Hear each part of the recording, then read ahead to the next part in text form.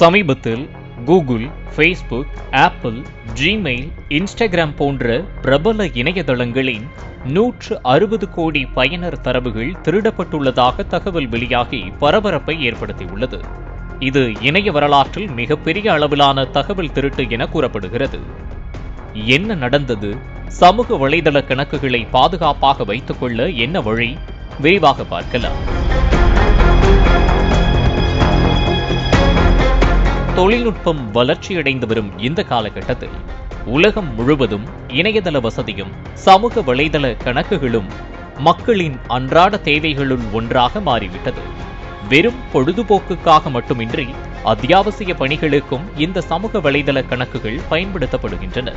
எனவே இந்த கணக்குகளில் பயனாளர்களின் தனிப்பட்ட தகவல்களும் இணைக்கப்பட்டு விடுகின்றன. மேலும் இந்த கணக்குகளை பாதுகாக்க ரகசிய கடவுச்சொல் எனப்படும் பாஸ்வேர்டுகள் பயன்படுத்தப்படுகின்றன.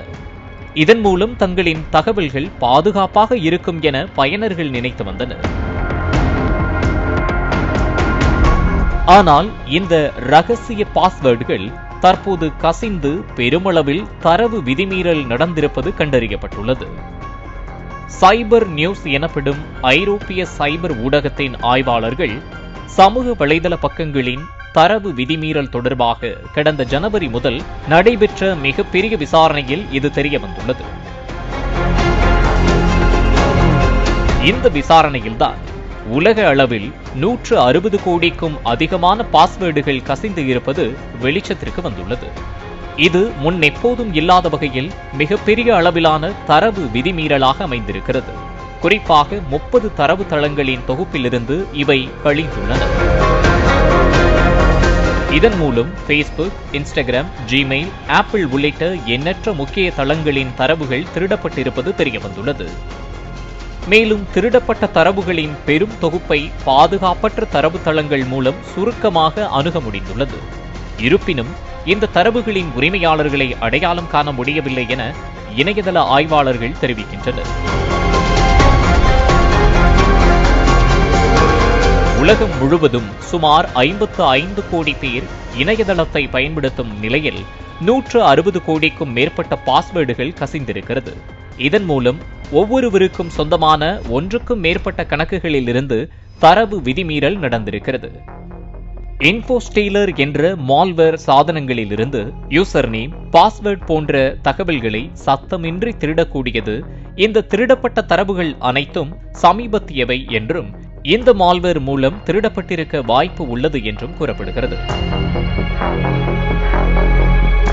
இந்த நிலையில் சமூக வலைதள கணக்குகளை பாதுகாப்பதற்கு சைபர் பாதுகாப்பு நிபுணர்கள் சில வழிமுறைகளை பரிந்துரைத்துள்ளனர்.